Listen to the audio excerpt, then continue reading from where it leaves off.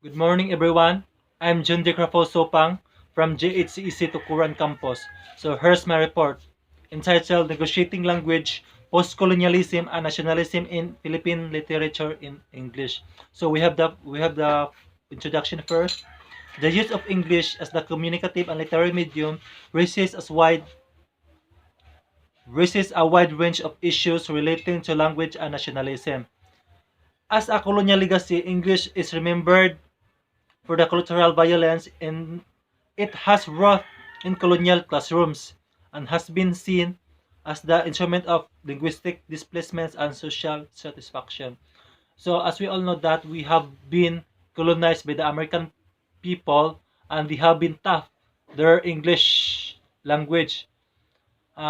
Even though there are some Filipinos struggling this a certain English language, but we're doing our best in order to know this particular language.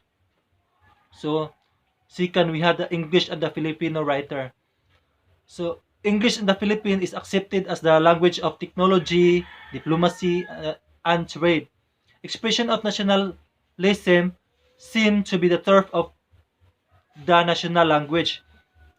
So, why do we call that English language is the language of technology? It's because English is the universal form of communication in science.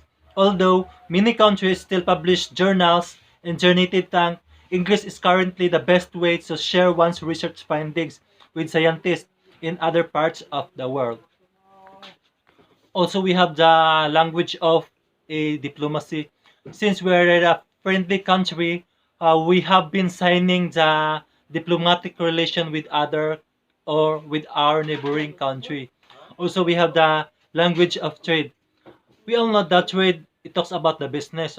It means the transaction or how we're going to import and export our products from the Philippines into other country.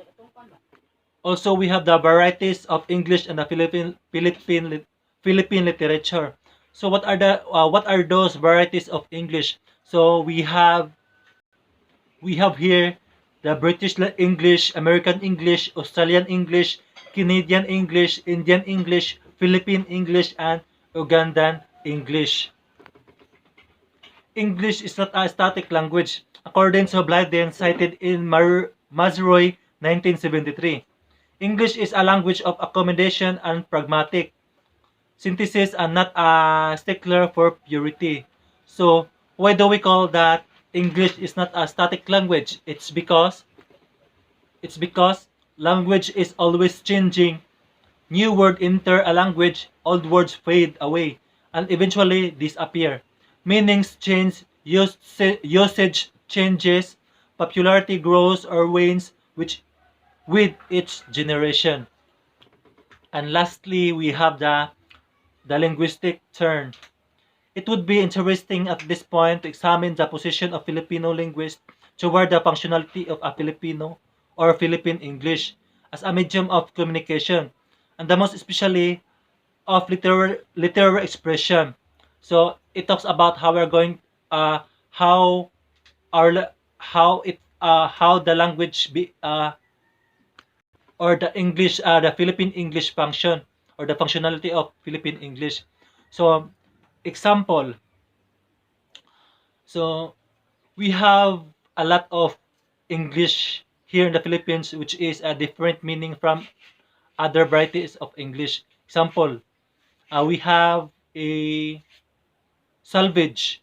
We all know that salvage here in the Philippines, uh, it is a missing or